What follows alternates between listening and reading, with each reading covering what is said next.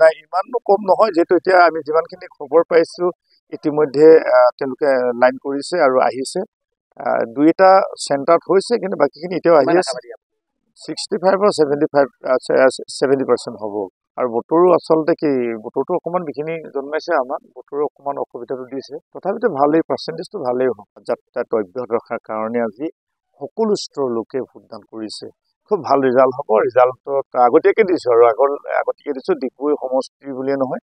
আমাৰ ডিব্ৰুগড় লোকসভা সমষ্টিত কমেও 5 লাখ ভোটৰ ব্যৱধানত জয়ী হ'ব লাগে আৰু আমিতো কৈছোঁ 50,000 পৰা 60,000 ভোটৰ ব্যৱধানত জয়ী হ'ব 2 বজালৈকে বুথ চেণ্টাৰ মই গ'লোঁ আৰু দুই এটা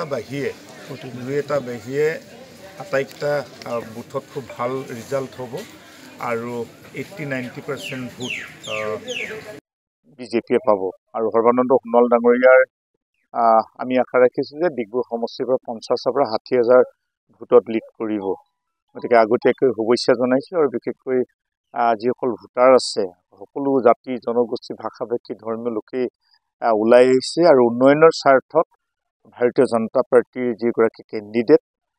সৰ্বানন্দ সোণোৱাল ডাঙৰীয়াক ভোটদান কৰিছে